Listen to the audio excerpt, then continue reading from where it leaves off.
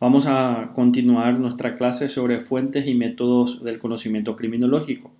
En la clase anterior habíamos dicho que la criminología, como parte de las ciencias sociales o como una disciplina de las ciencias sociales, utiliza las mismas estrategias y metodologías, salvo algunas cuestiones particulares que hacen a la producción muy específica de ciertos datos y ciertos saberes estrictamente criminológicos. Entonces, recordar que la criminología, como parte de las ciencias sociales, utiliza estrategias y métodos propios de las ciencias sociales y existen algunas estrategias particulares a tener en cuenta para la producción de datos criminológicos, así como ciertos cuidados a la hora de usar cierta información secundaria. Aquí debemos recordar que con relación a los hechos criminológicos yo propongo esta dos distinción, ¿no?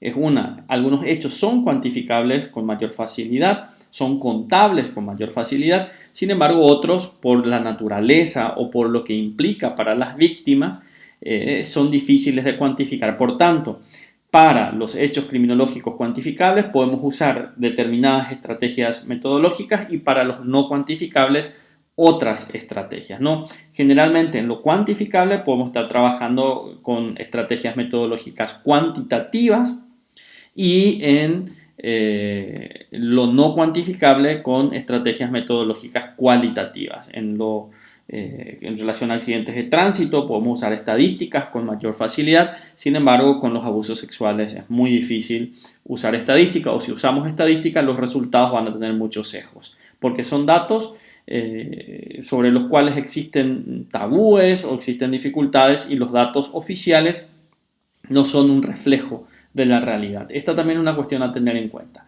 En los cuantificables, los datos producidos por las instituciones del sector justicia tal vez tengan una mayor utilidad en cuanto a que reflejen lo que ocurre en la vida con relación a estos hechos, ¿no? Y sin embargo, con relación a los abusos sexuales, al crimen organizado, los delitos sexuales en general, es muy poco lo que las instituciones del sector justicia nos pueden aportar, ¿no? Porque, como vamos viendo, hay muchos desafíos a la hora de la producción de datos criminológicos, ¿no?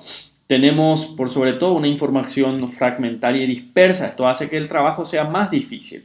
No podemos recurrir solamente a una institución y decir aquí tenemos todos los datos. Siempre las instituciones como la policía, el Ministerio Público, la municipalidad, que producen datos criminológicos relevantes, tienen una información fragmentaria y dispersa, ¿no?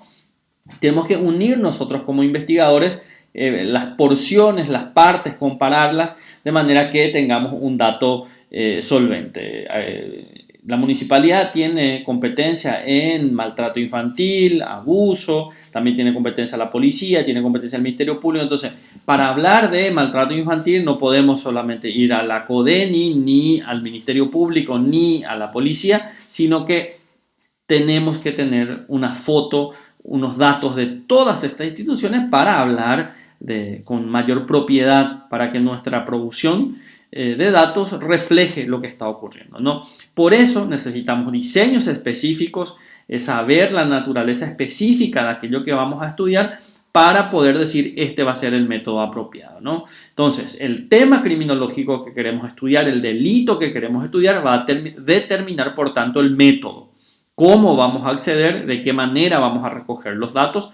Porque no todos los datos, no todos los hechos criminológicos pueden ser estudiados de la misma manera. No es lo mismo estudiar accidente de tránsito, en donde la gente puede hablar más fácilmente, o incluso denuncia porque tiene seguro, que hablar de crimen organizado o de abuso sexual o de feminicidio o de violencia doméstica, en donde son hechos sobre los cuales la gente no está acostumbrada a hablar porque tiene vergüenza, tiene miedo. O sea, hay factores que tenemos que tener en cuenta para poder abordar con propiedad, ¿no? Entonces, aquí les pongo estos ejemplos para ir pensando sobre qué tipo de estrategias van a ayudar a comprender mejor estos delitos, ¿no? Violencia doméstica, tal vez con estudio de casos, con historias de vidas, abusos sexuales también, crimen organizado, corrupción institucional. La gente no puede hacer una encuesta sobre coimas. ¿Por qué no? La gente no va a ir diciendo sí, voy coimeando por el mundo. Tampoco con la presión a los magistrados, a los jueces, a los fiscales, ¿no? Entonces hay cuestiones que tenemos que primero estudiar su naturaleza, saber cuál es el comportamiento y a partir de allí poder analizarlos con propiedad según cuál método escojamos, ¿no? Entonces, aquí lo importante resaltar es que el tema criminológico, el delito que queremos estudiar, va a determinar de qué manera podemos acceder a esos datos y también el sesgo o el nivel de confiabilidad que van a tener los resultados, ¿no? Aquí les traigo dos ejemplos de lo que se usa como estrategia para estudiar la delincuencia en un país. Para superar la cifra oculta, recuerden que decíamos nosotros que muchos delitos tienen una cifra oculta. La cifra oculta es la porción de delitos que no se denuncia, que no se registra y por tanto desconocemos. Entonces, ejemplo concreto. En Paraguay, 3 de cada 10 delitos que ocurren se denuncian. Tenemos un 70% en muchos de los delitos, salvo homicidio, que quedan en la cifra oculta. Entonces, a través de la encuesta nacional de victimización, que es una encuesta, por tanto, tiene una población representativa, podemos tratar de entender cómo funcionan determinados delitos sobre los cuales las instituciones no nos van a dar una información precisa por la naturaleza de ese delito, ¿no? Entonces tenemos una encuesta nacional de victimización cuya definición aquí les dejo, ¿no? Hay otra encuesta que es de inculpación que se aplica a delincuentes. La de victimización se le aplica, como su nombre lo dice, a víctimas y podemos saber la cantidad de víctimas que existe en una ciudad, en un país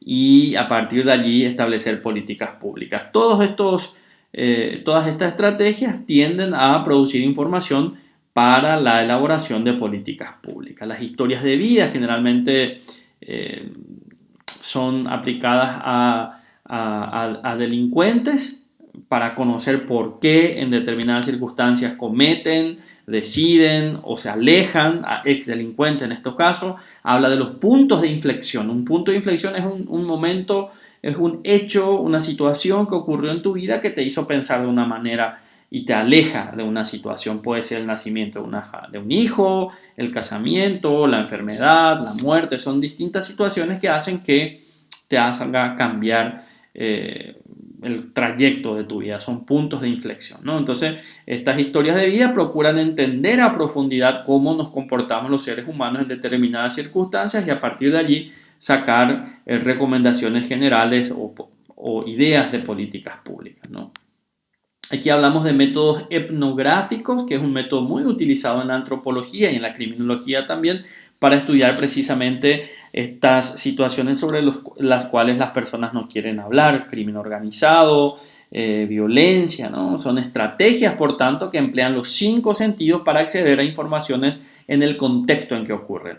Muchas metodologías etnográficas, la observación que se hace es participante, es decir, la persona que está realizando esa investigación, el investigador, la investigadora, forma parte del contexto del cual está estudiando como si fuese una más, ¿no? Entonces se presencian las prácticas o el hacer de estos agentes que estamos estudiando en los escenarios en los cuales se las estudia y también el decir. Entonces aquí se combinan estos métodos etnográficos, la observación con la entrevista, porque el hacer, que se observa, se registra generalmente en un cuaderno de campo, también se escucha lo que la gente habla sobre sus prácticas. Si yo formo parte de una asociación criminal, entonces veo cómo ocurre, pero también escucho lo que el agente dice sobre lo que está haciendo. Entonces, en estos métodos etnográficos, muy importante, a través de una observación generalmente participante, la gente registra el hacer y el decir de los agentes que forman parte de esa comunidad que está estudiando, ¿no? Entonces se tiene que tener en cuenta el consentimiento, la ética, cuidados y protección, o sea, son puntos y elementos muy importantes para practicar de una manera ética este tipo de estrategias, ¿no? También podemos estudiar a las instituciones, a los actores, y cuando hablamos de instituciones del sector justicia estamos hablando del Ministerio Público, de la policía, del Poder Judicial. Entonces, analizamos la cultura institucional o el comportamiento que tienen estas instituciones del sector justicia, ¿no? Entonces, cuando hablamos de estrategias específicas de producción de información criminológica, estamos hablando de historias de vida, estamos hablando de encuestas de victimización, estamos hablando de encuestas de inculpación, estamos hablando de análisis institucionales, métodos etnográficos, estamos hablando de ciertas situaciones cuantificables, otras que no se pueden cuantificar y por tanto debemos tener mucho cuidado acerca de la información criminológica que producimos y por sobre todo la información criminológica que recibimos. Cuando se nos presenta una información criminológica tenemos que tener la suficiente capacidad para, con una visión crítica, decir sí, es confiable, no es confiable porque se produjo de tal o cual manera, ¿no? Entonces, la recomendación central es atender, ser crítico y sopesar la legitimidad, la credibilidad de una información criminológica que se nos presenta.